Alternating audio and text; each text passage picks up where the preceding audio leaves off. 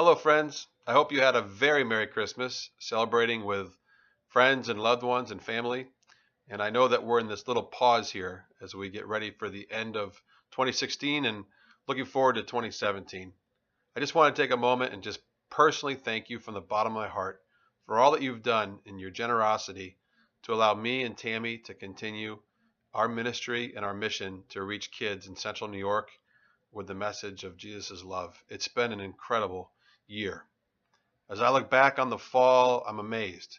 And as you know, about 3 years ago, we started this idea, this adventure in our region that several of us would go out and risk and try to not only go deeper into the communities we were in, but start Young Life in new communities. And the early fruit has been incredible. What's been most disturbing or difficult for me is to see the condition of young people's lives, especially in Central New York. We have a new wildlife club started at Central Square. And the other day I heard a story from our leader there who said she's got a seventh grade girl coming around who last year had to witness a murder in her family. She literally witnessed it as her father shot her mother. And the school's amazed as this young girl is now coming to our wildlife club after school and responding to our leaders as they share about God's love. I was in Binghamton 2 weeks ago and asked a young woman there, a 10th grader at Binghamton High School, just a simple question. I said, if I gave you $50, how many days would it take for you to buy me some drugs? Interestingly, she said back to me, well, what do you want? This is a 10th grader, sweet girl, pastor's daughter, in fact.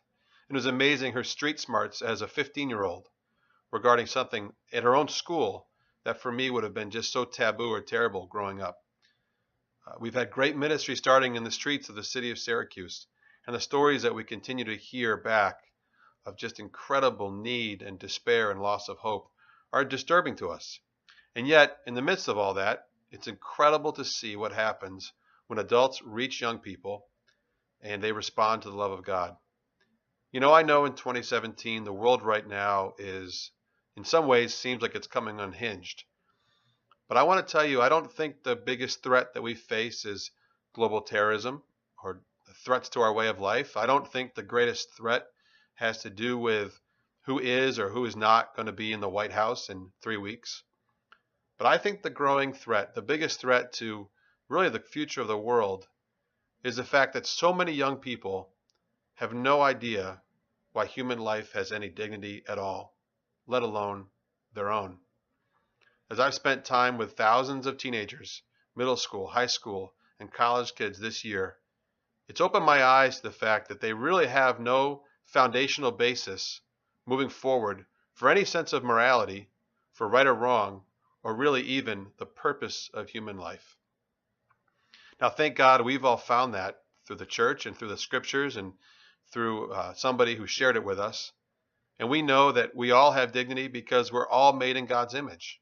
Male and female, He made us. We know that we have dignity because Christ died for us. And we know that we have dignity because we'll be with Him forever.